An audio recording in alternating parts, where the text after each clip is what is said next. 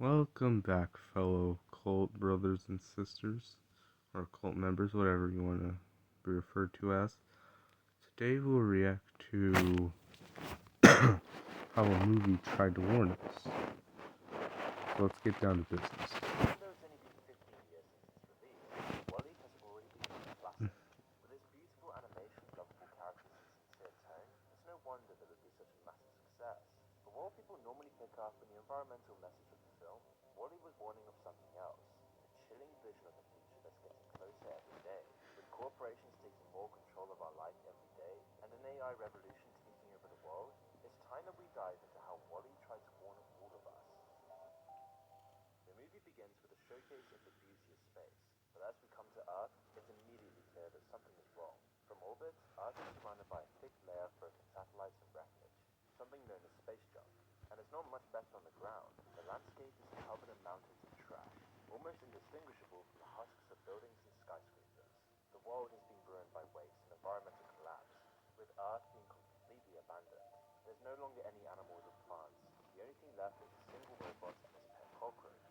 This is WALL-E, a rusty old trash compactor on wheels with scratchy metal doors and wasteland.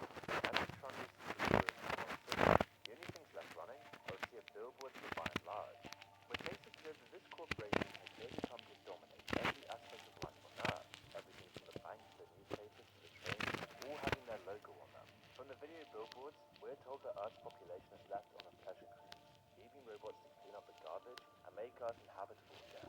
But seeing as WALL-E's the only one left, it does seem unlikely that the Earth will ever recover. But before we continue, I want to tell you about our video sponsor, World of Tanks. World of Tanks is I'm a not free tank sponsored. simulator I'm with not huge tank sponsoring. arsenals, There's no sponsor including for this heavy video. artillery, medium, and light tanks. But how you play is up to you. You can either rush in like crazy, ambush your opponents with huge tactics, or hang back and take out from far. With over 800 tanks, there's always a new way to play. But that's not all. In World of Tanks, you can use their tanks on massive battles, roll out across open fields, climb steep hills, sneak through forests, tear across deserts, and pick your battles with urban and industrial zones. You can also rally your teammates, devise a battle plan, and destroy the competition in a sporty battle arena. And with all of this action comes historical accuracy. It allows the game to be filled with authentic models and vehicle characteristics that make you feel like a real tank commander taking part in a furious armored offensive.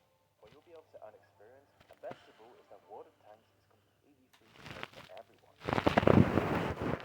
Real over 100 million players and interact with a global community of gamers who share your exact same passion. And if you use my invite code COMBAT, you'll receive additional benefits when you sign up, like the Cromwell Beat 250,000 credits, 7 days premium access, and free rental tanks for 10 battles. The Tiger 131, the T-78, and the Type 64, all tier 6. However, be aware that this code is only for new players who register for the first time on the Wargaming portal. So sign up to World of Tanks for free today by using the link in the description or my pinned comment below, and be sure to use my invite code COMBAT to receive the additional benefits. However, none of this bothers WALL-E, who's been dutifully compact and trashed for hundreds of years, surviving by scavenging spare parts from other broken robots and dodging dust storms. But over his centuries of labor, WALL-E's developed sentience and a personality. He appreciates the small things in his life, seeing beauty in the most mundane of objects. And throughout his years, he's been collecting a ton of mementos. But his most prized possession is a recording of an old love song from the 60s. WALL-E even feels lonely after so long on his own, rocking himself to sleep with the sound of the music in the background. He's human in every way that an AI could be. WALL-E's appreciation of beauty and his love for music both show that he can make the effort to enjoy something. Everything in his life is a result of hard work, from his collection of valuables to the home he's created for himself. Most of the skyscrapers and trash that litter his world were probably made by him as well. WALL-E is motivated by what the philosopher John Stuart Mill called higher pleasure. He's one of the key thinkers of ethical utilitarianism, gaining pleasure and avoiding pain. Everything else in life only has value based on how much pleasure it gives you or the pain it prevents. But unlike other utilitarians, Mill divided pleasure into two different categories, lower pleasures and higher pleasures.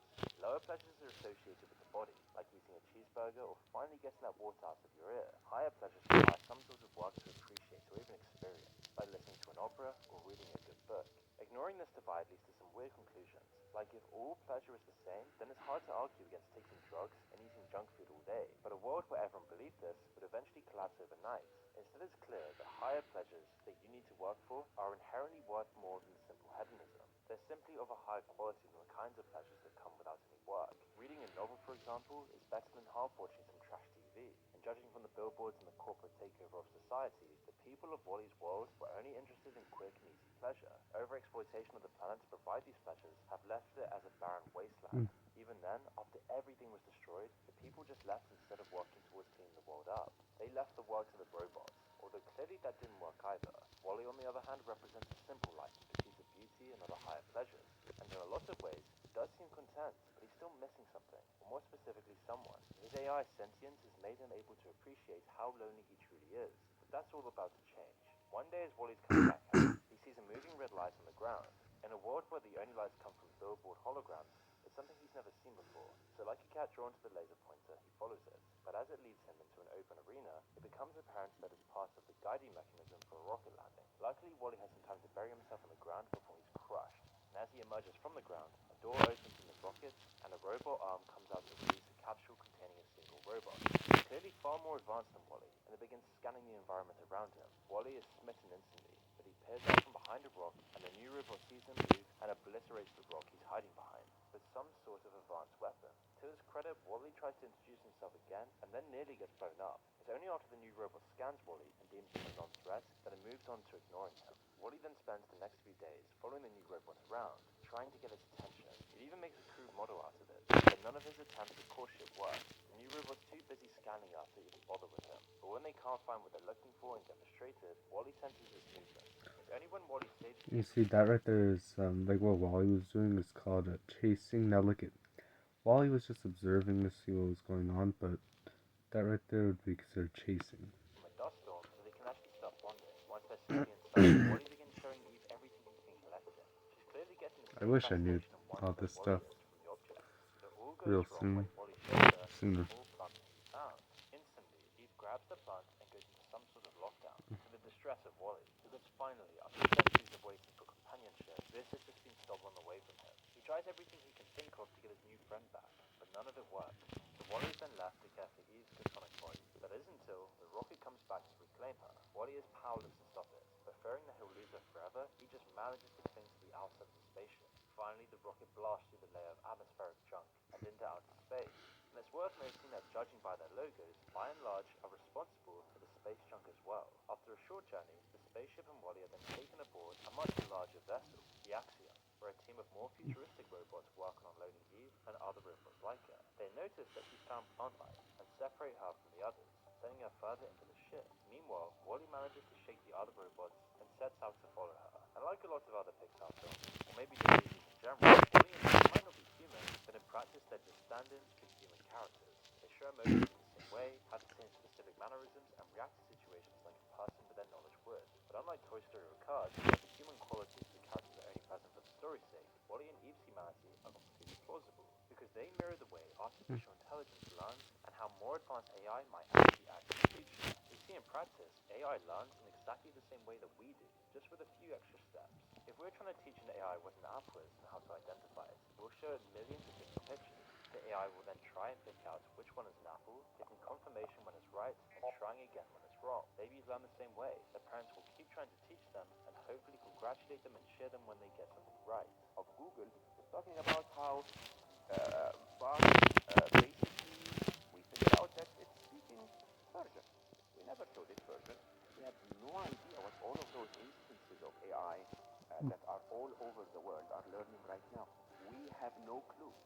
Even though Wall-E may not have been designed with sentience in mind, he clearly develops it by himself. He was sent to directors and orders to guide them. He slowly develops a personality and emotions. Ultimately, there's no clear difference between a computer's silicon-based brain and our carbon-based body. There's no reason to assume that sentience and consciousness couldn't develop from a machine, especially after Wall-E's hundreds of years of life. And today, we are quite literally on the precipice of this reality. ChatGPT is just one part of the brain with a singular ability to predict the next word or sentence. As each of these different strands of artificial intelligence are created, we get one step closer to general intelligence, capable of the same judgments that we make every day, combining all different AIs to reach singularity. And who knows what happens then, when all AI of the world is connected together, excelling in every function that it was designed for. This will make AI unstoppable. And the only difference with AI judgment